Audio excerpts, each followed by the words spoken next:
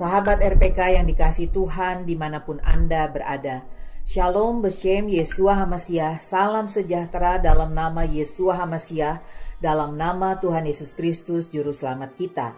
Selamat mengikuti siaran Tekiah, Telaah Kata Ibrani Alkitabiah bersama Bapak Gembala Benyamin Obadiah, Ketua GKMI Gereja Kehilat Mesianik Indonesia.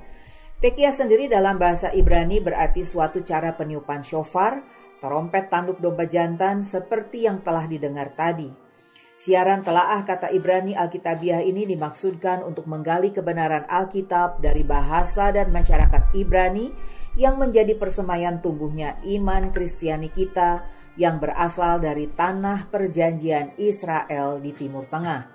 Apabila ada pertanyaan, saudara dapat mengajukannya ke 0812-9912-430. Shalom Pak Ben. Shalom Bu Ira, shalom sahabat RPK dimanapun berada. Hari ini kita akan membahas kata Ibrani Hagar. Dieja He Gimel Resh, dibaca Hagar, artinya nama pelayan Sarah. Hagar, pelayan Sarah. Kejadian 16 ayat 1. Adapun Sarai, istri Abram itu tidak beranak. Ia mempunyai seorang hamba perempuan orang Mesir, Hagar namanya. Hagar adalah satu karakter yang menarik di dalam Alkitab. Literatur Midrash Yahudi menuliskan bahwa Hagar adalah putri Firaun yang melihat Elohim melakukan keajaiban untuk menyelamatkan Sarah dari tangan Raja Mesir saat ia bersama Abraham datang ke Mesir. Kejadian 12 ayat 19. Hagar memilih untuk tidak mengikuti berhala. Jadi dia pergi dengan Abraham dan Sarah sebagai pelayan di rumah tangga mereka. Hagar memutuskan untuk menjadi pelayan Sarah daripada menjadi seorang putri di istana Firaun. Namanya Hagar menurut Midrash berasal dari awal hubungannya dengan rumah Abraham.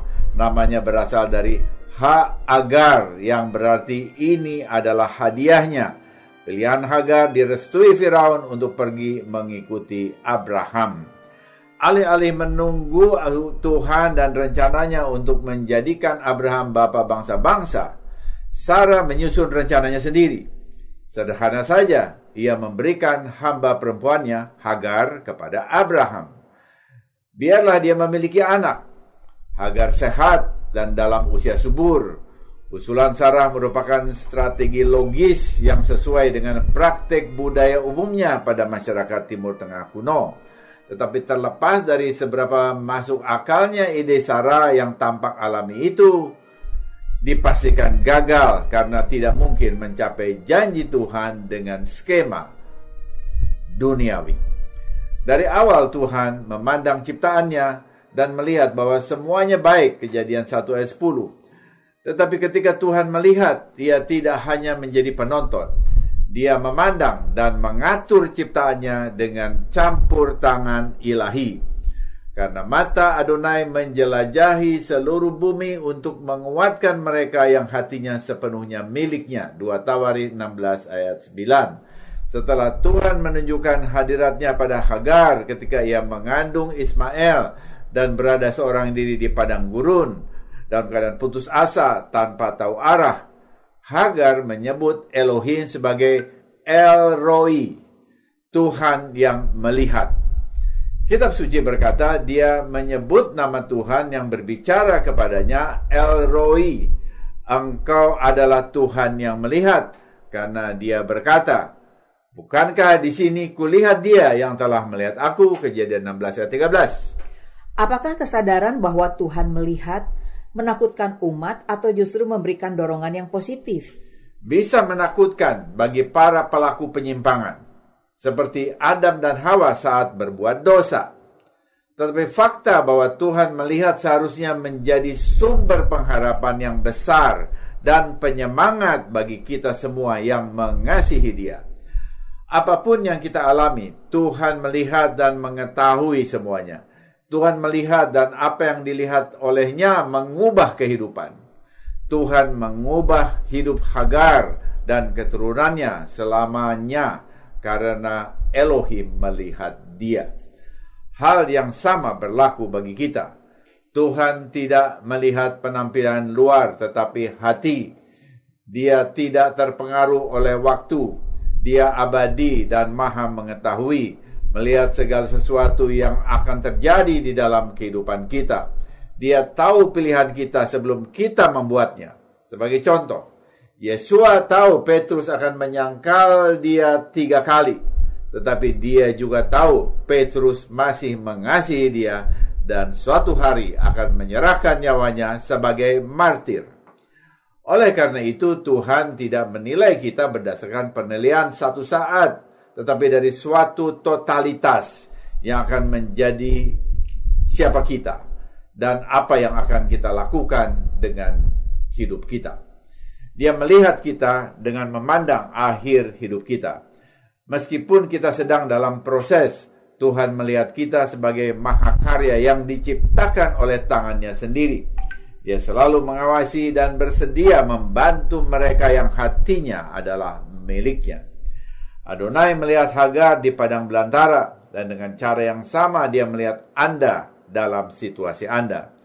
Kita perlu mampu melihat, karena kita tidak akan pernah menjadi lebih daripada yang kita dapat lihat.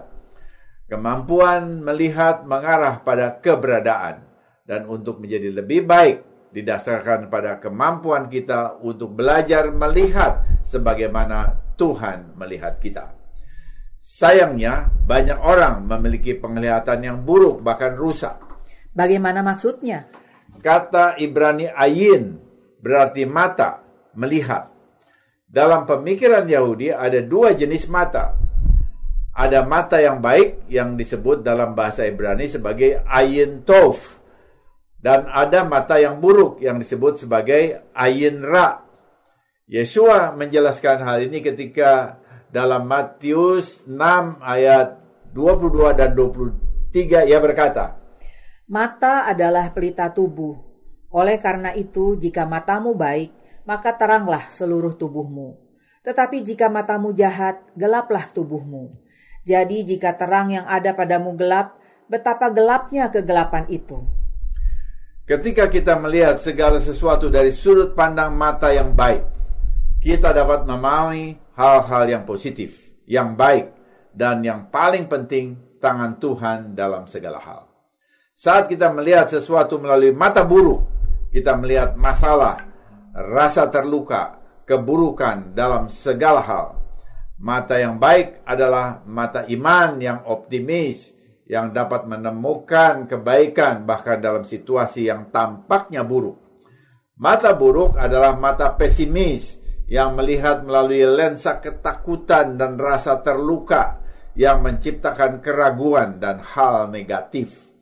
Saat mata buruk kita membentuk persepsi kita, kita hidup dalam kegelapan. Tapi ketika kita belajar melihat melalui mata yang baik, kita dapat melihat cahaya bahkan di saat gelap. Menemukan mata yang baik memungkinkan kita untuk melihat melampaui aspek permukaan jasmaniah yang tampak. Ketika kita memandang kehidupan dari mata yang baik, kita melihat bahwa penindasan dan himpitan yang kita alami dalam hidup tidaklah buruk, tetapi hanyalah bagian dari proses untuk mentransformasi kehidupan kita menjadi anggur yang baik. Alih-alih berfokus pada rasa sakit dan masalah, kita melihat bahwa proses itu menghasilkan sesuatu yang sangat diberkati dalam hidup kita, meskipun tidak selalu menyenangkan.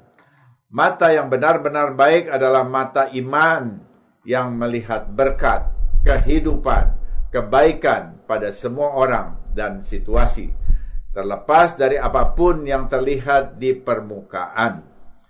Seperti Yesua, mata yang baik tidaklah melihat diri kita sendiri yang sekarang, melainkan melihat juga potensi dalam diri kita dan orang lain. Bagaimana Tuhan melihat Hagar? Sendirian di padang pasir, masa depannya kabur. Hagar merasa seperti yatim piatu. Dia yakin tidak ada yang peduli dan tidak ada yang akan berada di sana untuk dia dan putranya. Kabar baiknya adalah Hagar tidak sendirian. Ada satu yang melihat dan selalu melihat, yaitu Adonai Elohim yang berfirman. Hatinya untuk orang-orang yang lemah, patah hati, dan mereka yang merasa terpukul oleh kehidupan.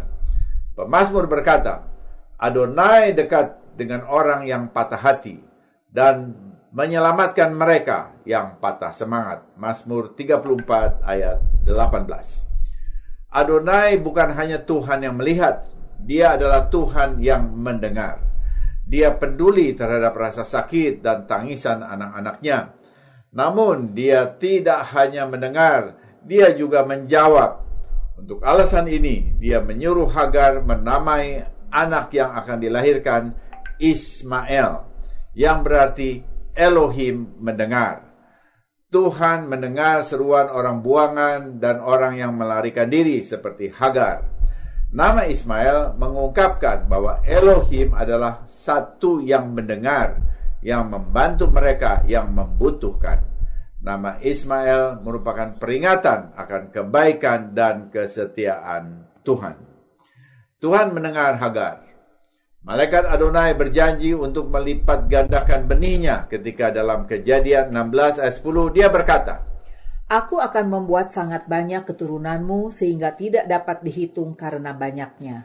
Malaikat Adonai menyuruh Hagar untuk kembali dan tunduk kepada Abraham dan Sarah, majikannya yang sekalipun telah menekan dia. Kejadian 16 ayat 19. Yang menarik adalah bahwa nama Ismail berasal dari kata Ibrani Shema, yang berarti mendengar dan taat. Hagar mendengar janji Elohim maupun perintahnya. Mendengar Tuhan adalah satu hal, tetapi menaatinya adalah sesuatu yang lain. Khususnya ketika apa yang diminta Tuhan itu sulit dan tidak menyenangkan. Namun, tanpa ragu Hagar kembali dan tunduk kepada Sarah. Ketaatan adalah kunci berkat. Terlalu sering umat Tuhan mendengar tetapi gagal menaatinya. Bani Israel melihat mujizat di Mesir dan mendengar suaranya di Sinai, tetapi terus-menerus gagal menaati perintahnya. Akibatnya seluruh generasi yang dibawa Tuhan secara supranatural keluar dari Mesir mati di padang gurun. Tidak disangkal, mendengar suara Tuhan kadang-kadang bisa menjadi tantangan. Salah satu alasan adalah bahwa rasa sakit kita menghalangi kemampuan kita untuk mendengar. Semakin lama kita membiarkan hati yang terluka membusuk dan tidak sembuh, semakin terhalang hubungan kita dengan Tuhan. Seperti dalam hubungan apapun, bekas luka masa lalu dapat menjadi sekat dan dinding negatif yang menghalangi kemampuan kita untuk menjalin hubungan dekat. Penyembuhan batin membuka hubungan kita yang intim. Tuhan ingin menyembuhkan dan menghilangkan ketakutan kita sehingga kita dapat datang dekat kepadanya untuk mendengar bisikannya ke dalam jiwa kita dan mengikuti arahannya. Penyembuhan dan keutuhan dimulai dengan belajar mendengar apa yang Tuhan katakan dan dengan patuh mengikuti firman-Nya. Malaikat Adonai berinteraksi dengan Hagar ketika dia melarikan diri dari penindasan Sarah saat hamil, dan juga saat dia dan Ismail diusir dari keluarga Abraham. Malaikat Adonai menunjukkan bahwa Adonai bukan hanya Adonai yang melihat dan mengetahui, tetapi juga Adonai yang memberi penghiburan. 2 kali Hagar berada dalam kesusahan yang ekstrim dan malaikat Adonai datang untuk menghiburnya. Akan selalu ada kehilangan dalam kehidupan, tetapi Adonai dalam kebaikan dan kasih karunia-Nya selalu ingin membawa lebih banyak kenyamanan daripada tragedi, lebih banyak kegembiraan daripada malapetaka, dan lebih banyak berkat daripada kutuk. Adonai selalu ingin memberi kita penghiburan 2 kali lipat dari rasa sakit seperti yang tertulis. Hiburkanlah umatku, kata Tuhan, Yesaya 40 ayat 1. Sifat Tuhan menghibur umatnya ditujukan oleh Mesias Yeshua saat dia berbicara tentang rumah Bapanya. Dalam Yohanes 14 ayat 16 dia berkata, Aku akan minta kepada Bapa dan ia akan memberikan kepadamu seorang penolong yang lain supaya ia menyertai kamu selama-lamanya, yaitu Roh kebenaran. Jadi Yeshua sebagai Mesias menjanjikan penghibur yang lain, yaitu roh kebenaran, yaitu Roh Kudus. Dikatakan penghibur yang lain karena Mesias sendiri mempunyai peran penghibur. Karenanya di lingkungan orang Yahudi, salah satu gelar bagi Mesias adalah Menachem, yang artinya penghibur. Mesias sebagai penghibur pergi ke rumah Bapa. Ia menjanjikan penghibur yang lain. Jelas Tuhan selalu ingin membuat umatnya terhibur. Dengan membawa penghiburan kepada orang lain seperti yang dibawa malaikat Adonai kepada Hagar, kita mengikuti teladan Mesias Yeshua dan dipimpin oleh roh kebenaran untuk melanjutkan pelayanannya. Dalam tradisi Yahudi, Hagar mengalami hidup bahagia. 3 tahun sesudah kematian Sarah, Abraham menikah lagi pada usia 140 tahun dengan Keturah yang memberikan 6 anak. Tetapi siapakah Keturah? Dan mengapa Abraham menikahi dia? Dan mengapa Taurat memberi kita begitu sedikit informasi tentang siapa Keturah?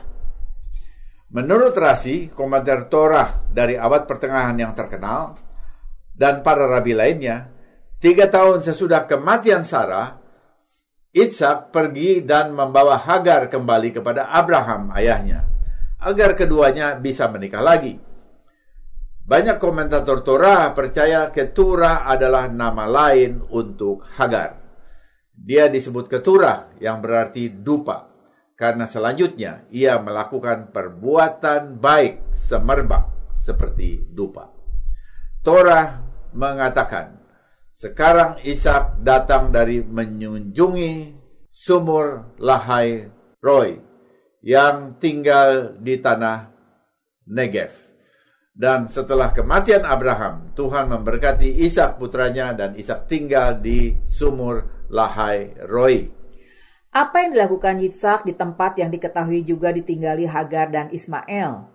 Apa motivasi Ishak untuk tinggal di dekat sumur Lahai Roi yang memungkinkan pengaturan agar Hagar menikah lagi dengan ayahnya?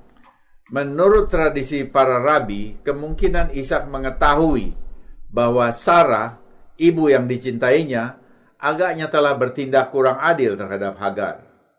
Dia ingin memperbaiki sikap ibunya. Dia ingin melihat rekonsiliasi dalam keluarganya. Rekonsiliasi ini dibuktikan dengan Ismail bergabung dengan Ishak dalam penguburan Abraham, ayah mereka di Gua Mahpela, Kejadian 25 ayat 9. Gambaran peristiwa ini memberi kita gambaran profetik yang akan terjadi di kerajaan Mesianik. Keturunan Ismail dan Israel tidak dimaksudkan untuk menjadi musuh seperti yang kita lihat sekarang.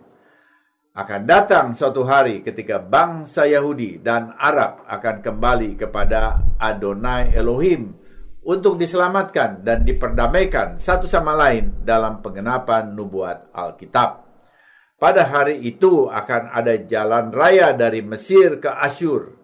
Yesaya 19 ayat 23-24 mengatakan, pada hari itu akan ada jalan raya dari Mesir ke Asyur, dan orang Asyur akan datang ke Mesir, dan orang Mesir ke Asyur, dan orang Mesir akan beribadah bersama orang Asyur. Pada hari itu Israel akan menjadi yang ketiga bersama dengan Mesir dan Asyur, menjadi berkat di tengah-tengah bumi. Demikian juga Rabi Shaul Paulus, Rasul Paulus, menulis di dalam Roma 11 ayat 25 dan 26. Aku mau agar kamu mengetahui rahasia ini. Sebagian dari Israel telah menjadi tegar sampai kepenuhan dari bangsa-bangsa lain telah masuk. Dengan jalan demikian, seluruh Israel akan diselamatkan, seperti ada tertulis, dari Sion akan datang penebus, ia akan menyingkirkan segala kefasikan daripada Yakub. Dalam kerajaan Mesianik, orang Arab dan Yahudi sama-sama akan percaya kepada Mesias Yeshua. Mereka juga akan tinggal bersama dalam kesatuan seperti Ishak dan Ismail selama satu kurun waktu. Semoga hari itu segera datang. Amin. Kembali ke awal cerita kita. Hagar yang sedang hamil menamai sumur tempat dia bertemu dengan malaikat Tuhan Be'er Lahai Roi. Diterjemahkan sebagai sumur dia yang hidup dan melihat. Nama ini mengingatkan campur tangan Tuhan dalam hidupnya yang membawa penghiburan dan harapan. Nama sumur ini mengingatkan kita bahwa Tuhan melihat, mengetahui, dan bertindak untuk kebaikan kita. Dia akan membebaskan kita dari kematian dan keputusasaan seperti yang dilakukannya kepada Hagar, pelayan Sarah.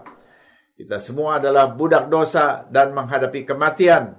Tetapi Tuhan melihat dan mengutus putranya, Yeshua, yang mati untuk kita disalib dan dibangkitkan agar kita memiliki harapan dan masa depan. Pelajaran apa yang kita petik dari kisah Hagar di tengah keluarga Abraham dan Sarah? Pertama, Hagar ternyata seorang putri kerajaan Mesir yang memilih untuk mengikuti iman Abraham dan Sarah. Kita melihat ia memiliki pengalaman iman pribadi dengan Adonai Elohim. Adonai Elohim menyatakan dirinya kepada Hagar secara pribadi dalam rupa malaikat Adonai. Tetapi mengapa ia tidak begitu populer di antara pembaca Alkitab baik Yahudi maupun Kristen? Benar, ini disebabkan karena sesudah mengandung anak Abraham, dia menjadi sombong kepada Sarah, nyonyanya sendiri. Padahal yang menyerahkan dia kepada Abraham adalah Sarah. Tetapi ini pun merupakan pelajaran kepada Sarah karena ia bertindak sesuai dengan pikirannya sendiri tanpa bertanya kepada Elohim. Juga Abraham yang langsung setuju pada usulan Sarah.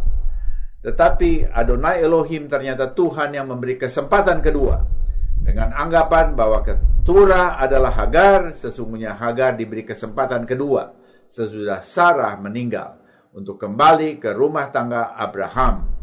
Ia hidup bahagia dengan melahirkan 6 orang anak lagi bagi Abraham. Apakah keturunan Ismail melahirkan orang Arab? Anggapan umum ini masih diperdebatkan. Misalnya dalam situs Arab Kristen Sam Samaun dan Dr. J. Smith dan Christian Prince. Ismail dipastikan tidak berbahasa Arab karena ayahnya orang Ibrani dan ibunya orang Mesir. Di samping itu bahasa Arab adalah bahasa yang relatif mudah dibandingkan dengan bahasa Ibrani dan Aramaik yang serumpun.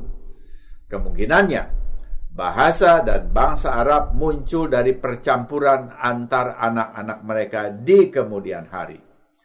Namun tafsir bahwa keturah adalah Hagar mempunyai aplikasi praktis yang menarik, yaitu rekonsiliasi antara Israel sebagai keturunan Ishak dan Sarah dengan keturunan dari garis Hagar keturah. Hari ini kita melihat bahwa rekonsiliasi ini masih mengalami kesulitan, masih harus diperjuangkan. Namun kita juga perlu mempunyai visi ke depan dengan melihat nubuat Nabi Yesaya pasal 19 dan Rabi Saul dalam Roma 11 yang merujuk bahwa umat Yahudi, umat Kristen, dan bangsa Arab yang terkait akan membuka diri kepada Adonai Elohim Abraham, Ishak, dan Yakov untuk menjadi berkat bagi seluruh bumi dalam kerajaan mesianik yang diperintah oleh Raja Mesias Yeshua. Kisah Hagar menunjukkan aspek hubungan antara bangsa-bangsa dengan Israel.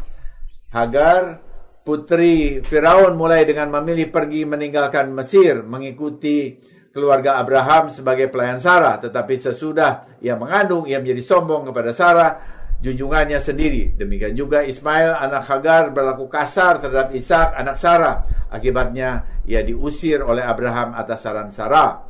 Dalam keadaan terlunta, Hagar dan Ismail berseru kepada Adonai Elohim yang dipercayainya.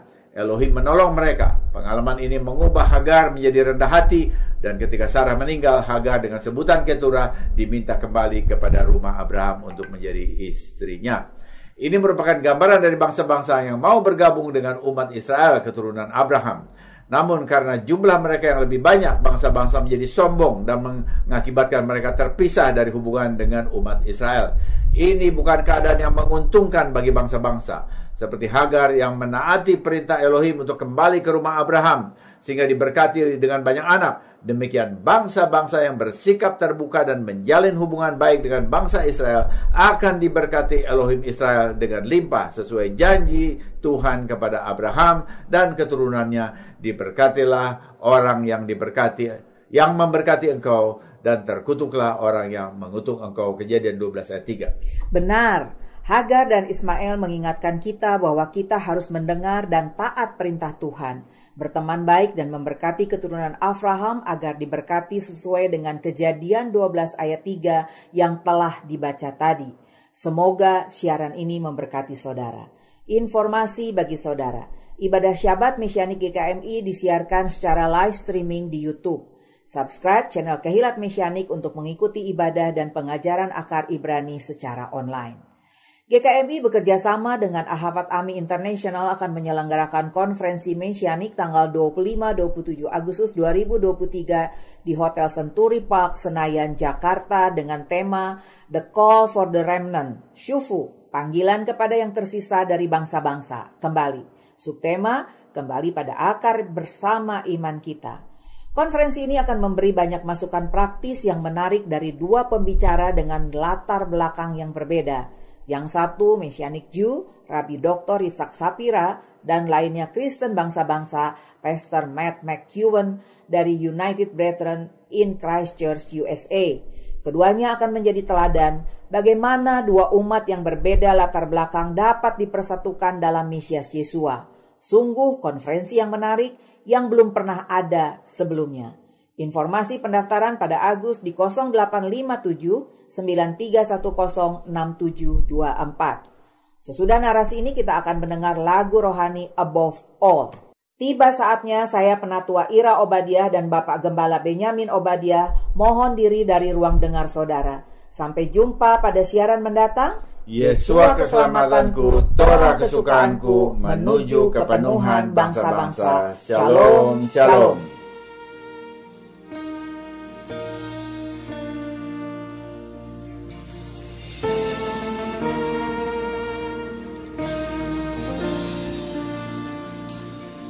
Above all powers, above all kings, above all nature and all created things, above all wisdom and all the ways of man, you were here before the world began. فوق كل قوة ورياسة، فوق كل اسم وسيادة، أنت قائم جالس في السماوات، تخضع لك كل الأشياء. مستحق أن تأخذ المجد، القدرة والكرامة، قد ذبحت واشتريتنا، فديتنا بدمك، نحبك.